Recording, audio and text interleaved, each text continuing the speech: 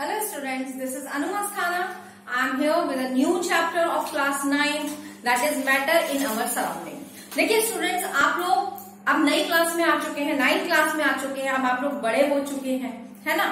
साथ ही साथ अभी तक आप लोग जिस पैटर्न पर पढ़ रहे थे वो उस चीज को थोड़ा सा चेंज, थोड़ा नहीं बल्कि बहुत चेंज करना पड़ेगा। क्यों? क्योंकि अब आपको डेप्थ में स्टडी करनी पड़ेगी, आपको अपनी सोचने का तरीका बदलना पड़ेगा। अब आपको हर एक लाइन को बहुत डीपली पढ़ना पड़ेगा, कॉन्सेप्ट्स को समझना पड़ेगा और साथ ही साथ नोट्स भी प्रिपेयर करने पड़ेंगे, है ना। जिससे कि आप, क्योंकि जब आप अपने खुद के नोट्स बनाते हैं तो उससे क्या होता है कि आपको नॉलेज मिलती है, कहीं ना कहीं वो आपके लिए यूजफुल होते हैं।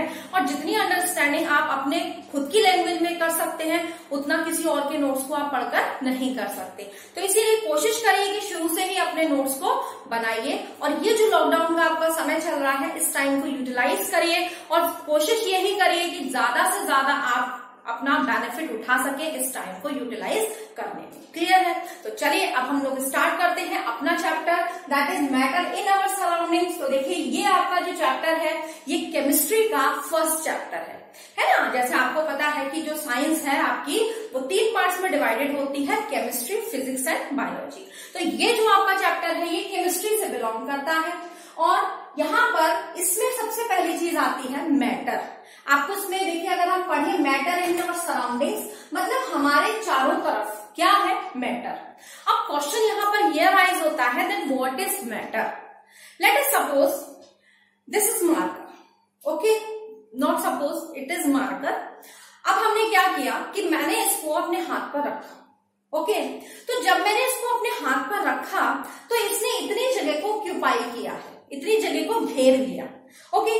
अब मैं आपसे ये बोलती हूं कि इस मार्कर को मुझे इसी जगह पे रखना है। Just listen it very carefully. मैंने क्या कहा कि मुझे इस मार्कर को इसी जगह पर रखना है। तो अगर मैं ऐसे रखती हूं तो इसका मतलब मैंने इस जगह पे तो नहीं रखा बल्कि मार्कर के ऊपर रखा है और मार्कर, दूसरा मार्कर इस जगह पर रखा है। लेकिन मुझे तो इस मार्कर को इस जगह पे रखना है तो मुझे क्या करना पड़ेगा, जो पहला वाला मार्कर था उसे हटाना पड़ेगा और फिर इसको यहाँ पर रखना पड़ेगा। बात सबको समझ में आ गई? मतलब क्या हुआ कि इस मार्कर ने जगह को घेरा, ओके। सेकेंड थिंग कि इसके पास कुछ मास है ना, अमाउंट है, सब जिस सब्सटेंस से बना है उसका कुछ ना कुछ अमाउंट है। तो इसका मतलब क्या हुआ कि वो चीज जो जगह घेरती है और जिसका मास होता है उसी को हम क्या बोलते हैं, matter. It is very simple. तो अब आपके पास डेफिनेशन क्या आई, मैटर को अगर हम डिफाइन करें तो हम क्या बोलेंगे कि एनीथिंग, कुछ भी चीज आपको जो भी दिखाई दे रही है वो कुछ भी हो सकती है। एनीथिंग दैट ऑक्यूपाइज, जो क्या करती है, ऑक्यूपाइज करती है स्पेस को, जगह को घेरती है, एंड हैविंग मास, तो वही क्या कहलाएगा आपका, that will be your matter. Clear? अगर आपसे कोई पूछता है कि बताइए कि ये सपोज मैं बोलती हूं कि ये इंक की कैप, ये है आपके पास, रैपर है इसका, तो क्या ये मैटर है? तो मुझे क्या चीज देखना है, क्या ये जगह घेर रही है? आपके पास जवाब आएगा यस, ऑब्वियस सी चीज है कि जगह घेर रही है। इसी अलावा हमें दूसरी चीज क्या देखनी है, क्या इसका कुछ मास है? तो ऑब्वियस सी चीज है, मास है। इसका मतलब ये क्या हो गया, मैटर हो गया। अगर कोई आपसे पूछता है कि आप मैटर हैं तो आप, ऑब्वियस सी चीज है, जहां पर आप खड़े हैं आपने या बैठे हैं उतनी जगह को आपने ऑक्यूपाई किया हुआ है, आपका कुछ ना कुछ मास भी है ना। तो इसका मतलब क्या हुआ, आप भी मैटर हो गए। तो इसका मतलब अब हम क्या कर सकते हैं, एग्जाम्पल भी लिख सकते हैं। एग्जाम्पल में हम लोग पेन ले सकते हैं, पेंसिल ले सकते हैं, हम लोग टेबल ले सकते हैं, है ना, हम लोग कुछ भी ले सकते हैं। बात सबको समझ में आ गई? तो मैटर क्या हो गया कि वो कोई भी चीज हो सकती है जो जगह घेर रही है और जिसका मास है उसी को हम लोग क्या बोलेंगे, मैटर बोलेंगे। क्लियर है? अब आपके पास यहाँ पर क्वेश्चन एक आता है, अगर मैं आपसे पूछूं कि बताइए क्या हेट मैटर है, तो आपके पास क्या रिप्लाई होगा, व्हाट विल यू से? You will say it is matter और नॉट। तो सबसे पहली चीज आपको तुरंत क्या एक क्वेश्चन पूछना है, क्या ये जगह घेर रही है, क्या जो हेट है वो जगह घेर रही है? तो क्या आपने कभी ऐसा सुना कि यार मैं तुमसे इतनी हेट करता हूं, मेरे आधे हार्ट में तो तुमसे हेट भरी हुई है ना, मेरे आधे हार्ट में तुमसे हेट भरी हुई है। अब मैं उसको इतनी ज्यादा हेट नहीं कर सकता क्योंकि ऑलरेडी मेरा हार्ट जो है फिल हो गया है। ऐसा कभी सुना है आपने? ऐसा कभी नहीं सुना होगा, है ना। या मैं उससे इतना ज्यादा लव करता हूं कि अब मेरा जो हार्ट है वो कंप्लीटली फिल हो चुका है। मैं ऐसा कभी नहीं हम कभी भी नहीं बोलेंगे। तो इसका मतलब क्या हुआ कि ये जो हेट है, लव है, एंगर है, ये कभी भी चीजें जगह को ऑक्यूपाई नहीं कर रही हैं। ये सब जो हम लोग नाम ले रहे हैं, ये सब जगह को ऑक्यूपाई नहीं कर रही हैं। क्यों नहीं कर रही है? Because these are feelings, these are emotions, है ना। और इमोशंस कभी भी जगह को ऑक्यूपाई नहीं करते। तो जब जगह को ऑक्यूपाई नहीं कर रहे हैं तो इनका कोई मास भी नहीं है क्योंकि इमोशंस है ना। तो इसका मतलब क्या हुआ कि ये मैटर नहीं है। Is it clear to all of you? इसका मतलब क्या हुआ कि आपको फीलिंग्स को छोड़कर, है ना, जितनी भी चीजें आपको दिखाई दे रही हैं, जिनको आप देख रहे हैं कि हाँ भाई जगह घेर रही हैं, साथ ही साथ उनका मास है, वो सारी की सारी चीजें क्या होंगी? मैटर होंगी। अब हम क्वेश्चन आपसे पूछते हैं, बताइए एयर मैटर है या नहीं? तो आप क्या बोलेंगे? क्या है? तो आप सिंपली थोड़ा सा दिमाग लगाइए। अगेन वही चीज, क्या वो जगह घेरती है? तो आपने गिलास में एयर को रखा, आपने खाली गिलास रखा हुआ है सपोज, तो जो गिलास है क्या वो वाकई में खाली है? तो आप बोलोगे नहीं, उसमें क्या है? एयर है, खाली नहीं है, वो भरा हुआ है। किससे भरा है? एयर से भरा हुआ है। इसका मतलब एयर क्या कर रही है? जगह को घेर रही, तभी तो वो भरा। भाई बिना जगह घेरे कैसे भर सकता था? तो इसका मतलब क्या है? वो जगह को घेर रही है। ठीक, अब मैं चाहती हूं, मेरे को भी क्लियरली नहीं हो पा रहा कि मैं इसको समझ पा रही हूं, तो मैं इसको आपको और ज्यादा क्लियर कर सकती हूं कि अगर हम क्या करें, एक बलून लें और बलून में हम लोग गैस भरे, हवा भरे, तो क्या होगा? जो बलून होगा उसका साइज बड़ा हो जाएगा। तो इसका मतलब क्या हुआ? साइज क्यों बड़ा हुआ? क्योंकि एयर हमने उसके अंदर जब फिल की तो वो एयर ने क्या किया? जगह को ऑक्यूपाई किया। जब जगह को ऑक्यूपाई किया तो इसका मतलब क्या हो गया कि वो मैटर है। और फिर सी चीज, ठीक। अब बात करते हैं मास की, तो उसका भी मास होगा।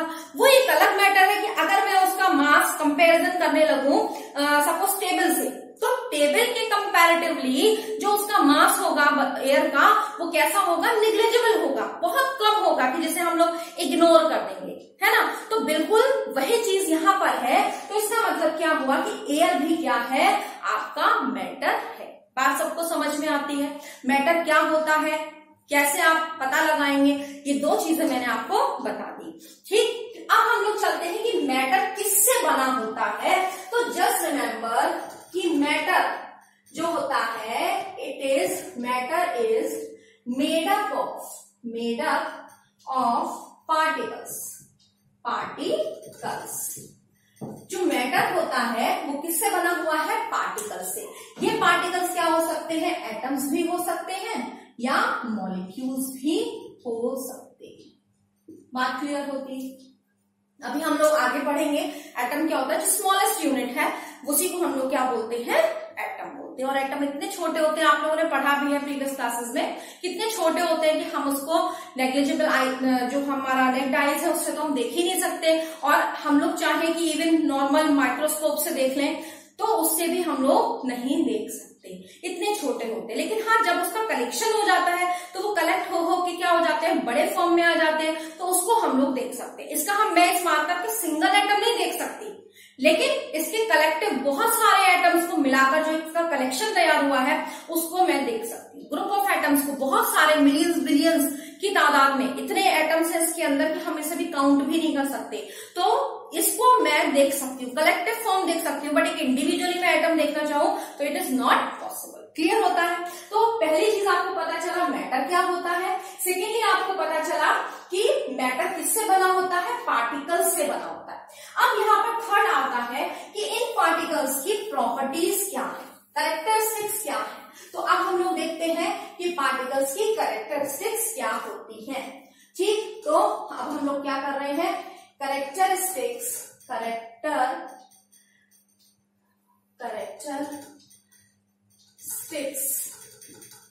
ऑफ पार्टिकल्स, है ना। तो देखिए कैरेक्टरिस्टिक्स ऑफ पार्टिकल्स में सबसे पहला कैरेक्टरिस्टिक क्या आता है कि all particles have space between them.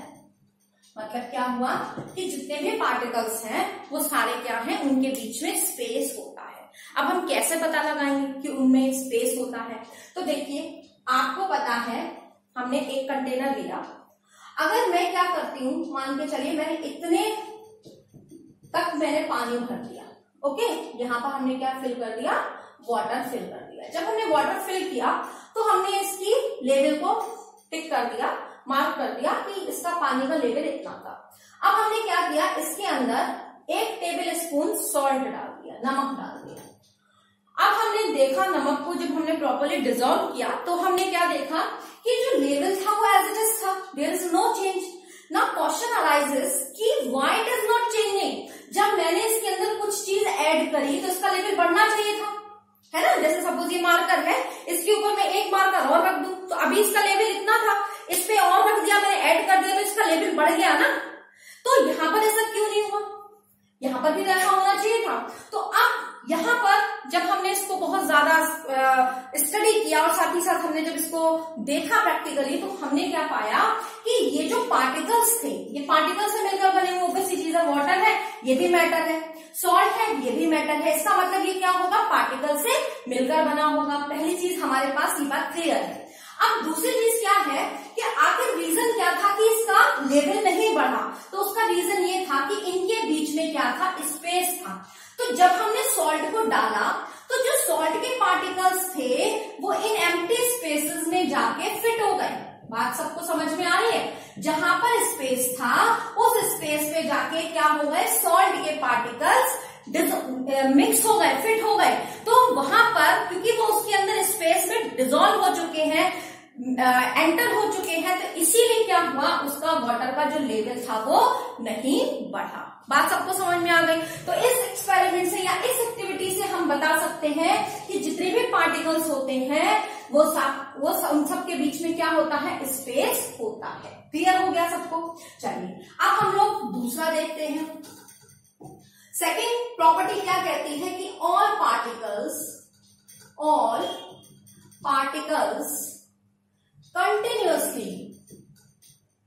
continuously move. यानी कि जितने भी पार्टिकल्स होते हैं वो सारे के सारे क्या होते हैं, कंटिन्यूअसली मूव करते रहते हैं। मतलब क्या हुआ, कैसे हमें पता चलेगा कि इनका मूवमेंट हो रहा है? तो देखिए, इसको भी हम एक एक्टिविटी के थ्रू बता सकते हैं। हमने क्या किया, आगे एक कंटेनर ले लिया, फिर से इसमें पानी भर लिया, भर लीजिए पानी, ठीक। अब हमें क्या करना है, हमें इसके अंदर कोई भी कलर डाल दीजिए, कोई भी कलर आप लीजिए, उस कलर को आप इसके अंदर डाल दीजिए। तो जब कलर डालोगे तो मान के चलिए इस कलर को हमने डाल दिया, क्लियर। अब हमें इसको कुछ नहीं करना है, हमें इसको कुछ नहीं करना, सिर्फ हमें वेट करना है थोड़ा सा। तो हम क्या देखते हैं कि जैसे ही हम इसके अंदर पार्टिकल्स डालते हैं, ये कलर डालते हैं, तो कलर भी क्या है, पार्टिकल है, ऑब्वियस चीज है, वो भी मैटर है, तो पार्टिकल से मिलकर ही बना होगा, है ना। तो उसके पार्टिकल्स क्या होंगे, अपने आप धीरे धीरे धीरे धीरे क्या होगा, ये पार्टिकल्स जो होंगे अपने आप मूव करेंगे। अपने आप मूव करके जो पूरा पानी है वो नीचे से ऊपर की तरफ कलर्ड होने लगेगा। और एक कंडीशन ऐसी आएगी कि आपका पूरा का पूरा जो पानी होगा वो सब कैसा हो जाएगा, कलर्ड हो जाएगा। बात सबको समझ में आ गई? अब आपने बिना हिलाए आपने पूरा पानी कैसा देख लिया, कलर्ड देख लिया। तो क्वेश्चन उठा कि आखिर ऐसा कैसे हो गया, है ना, आखिर ऐसा हुआ कैसे? तो इसका मतलब क्या हुआ कि यहां पर मूवमेंट था पार्टिकल्स का। भाई आपने तो नहीं हिलाया, लेकिन पार्टिकल्स में जरूर मूवमेंट हुआ है, तभी क्या हुआ, वो क्या होने लगे, मूव करके एक जगह से दूसरी जगह पर पहुंच गए। बात सबको समझ में आ गई? तो इस एक्टिविटी से सेकंड प्रॉपर्टी भी, सेकंड कैरेक्टरिस्टिक भी क्लियर होती है। Okay, third and last characteristic क्या है? थर्ड एंड लास्ट कैरेक्टरिस्टिक कहती है कि all particles of matter attract each other. बात सबको समझ में आई? मतलब कि जो पार्टिकल्स हैं मैटर के, वो क्या करते हैं, एक दूसरे को अट्रैक्ट करते हैं। कैसे पता करेंगे? तो देखिए, ये मार्कर है, आज भी ऐसा ही है, कल भी ऐसा ही रहेगा। अब ऐसा थोड़ी है कि अभी तो ये ऐसा है, थोड़ी देर बाद इसके यहां से ये मोटा हो जाए, इस जगह से पतला हो जाए, ऐसा तो नहीं होगा ना, है ना। इसका मतलब क्या है कि इसका जो शेप है, इसका जो साइज है वो फिक्स है। ये आज भी ऐसा है, ये कल भी ऐसा ही रहेगा। तो ऐसा क्यों है? क्योंकि इसके अंदर क्या है, इसके पार्टिकल्स क्या है, एक दूसरे के पास पास है, और पास पास होने के कारण उनके बीच में क्या है, अट्रैक्शन फोर्स है। उनके बीच में फोर्स ऑफ अट्रैक्शन है, अट्रैक्ट कर रहे हैं एक दूसरे को। फोर्स ऑफ अट्रैक्शन का मतलब क्या है कि वो जिस फोर्स से एक दूसरे को अट्रैक्ट कर रहे हैं, तो इसका मतलब क्या है, ये एक दूसरे को अट्रैक्ट कर रहे हैं तभी तो ये पास पास है, अदरवाइज इसकी शेप कुछ और हो जानी चाहिए थी, है ना। अगर हम अब आप कहिए कि भाई हम लिक्विड की बात करें तो लिक्विड की शेप तो चेंज हो जाती है, तो ऑब्वियसली चीज है। क्यों? क्योंकि उसके पार्टिकल्स क्या होते हैं, थोड़ा सा दूर होते हैं। अभी हम आगे पढ़ेंगे कि उसके जो पार्टिकल्स होते हैं लिक्विड के, वो थोड़ा सा दूर होते हैं। तो दूर होने के कारण उनका जो फोर्स ऑफ अट्रैक्शन होता है वो कैसा हो जाता है, कम हो जाता है। भाई कोई आपसे थोड़ा सा दूर है, तो जितना प्यार आपका, जब आप 24 घंटे किसी के साथ रहते हो, बहुत क्लोज हो किसी के, तो उसके साथ आपका अट्रैक्शन ज्यादा होगा ना।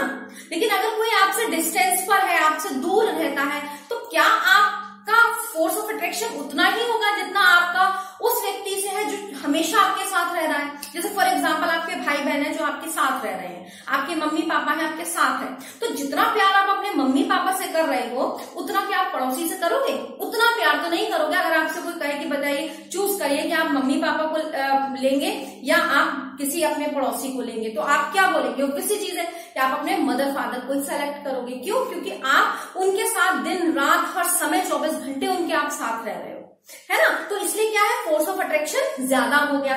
लेकिन जब हमारे बीच के डिस्टेंसेस बढ़ जाते हैं तो क्या हो जाता है, हाँ ठीक है अट्रैक्शन है ना, लेकिन उतना ज्यादा नहीं है जितना हम बहुत पास पास होकर जितना अट्रैक्शन एक दूसरे के लिए फील करते हैं। बात समझ रहे हैं? तो बिल्कुल वही चीज यहाँ पर है कि जो लिक्विड है उनके पार्टिकल्स क्योंकि दूर दूर होते हैं, उनके पार्टिकल्स क्या है, थोड़ा सा दूर दूर होते हैं, तो उनके बीच में जो अट्रैक्शन होता है वो कैसा हो जाता है, थोड़ा कम हो जाता है। इसीलिए वो क्या हो जाते हैं, अपने शेप को चेंज कर लेते हैं। गैसेस के पार्टिकल्स की बात करें तो गैसेस के पार्टिकल्स में तो बहुत ज्यादा डिस्टेंस होता है, तो उनके पार्टिकल्स के बीच में जो अट्रैक्शन होगा वो बहुत ही कम होगा, या आप बोलिए कि नहीं के बराबर होगा। तो इसीलिए कोई यहाँ कोई वहां। बात क्लियर होती है? तो इस तरीके से ये आपको जो एक्टिविटीज है वो आपको ये बताती है कि ये तीनों जो आपके पास कैरेक्टरिस्टिक्स है पार्टिकल्स के, these are absolutely correct. Clear होता है? अब बस एक लास्ट और मैं आपको बताती हूँ यहीं पर। इसमें एक मोशन आएगा ब्राउनियन मोशन। देखिए ब्राउनियन मोशन क्या होता है, अभी जैसे हमने बात की थी कि हमने कंटेनर लिया, उसमें हमने पार्टिकल्स को यहाँ पर रखा हुआ, ये पार्टिकल्स है, वाटर भरा हुआ है, वाटर के पार्टिकल्स है। तो होता क्या है कि ये जो पार्टिकल्स हैं ये एक जगह से दूसरी जगह पर मूव करते रहते हैं कंटिन्यूअसली, है ना। कंटिन्यूअसली जो मूवमेंट करते हैं, तो ये मूव करते हुए मान लीजिए एक इधर से आ रहा है, एक इधर से आ रहा है, तो क्या होगा, ये टकरा जाएंगे। जब ये टकरा जाएंगे तो क्या करेंगे, ये अपना एक ट्रैक चेंज कर लेगा। तो इस तरीके से जिगजैग मोशन आपको दिखाई देता है, और इसी जिगजैग मोशन को ही हम लोग क्या बोल देते हैं, ब्राउनियन मोशन बोलते हैं। बात सबको समझ में आ गई? तो इस बात को आपको ध्यान रखना है। तो आज हमने जितना पढ़ा कि मैटर क्या होता है, कैसे आप उसको आइडेंटिफाई कर सकते हैं, साथ ही साथ हमने कैरेक्टरिस्टिक्स के बारे में पढ़ा है और हमने ब्राउनियन मोशन के बारे में पढ़ा। तो ये जो ब्राउनियन मोशन है ये सबसे ज्यादा गैसेस और लिक्विड्स में आपको ज्यादा देखने को मिलता है, क्योंकि सॉलिड के पार्टिकल्स बहुत क्लोज होते हैं, इसलिए हमको बहुत क्लियरली ये नहीं दिखाई देते हैं। क्लियर होता है? तो इस तरीके से हमारा टॉपिक खत्म होता है। Thanks a lot.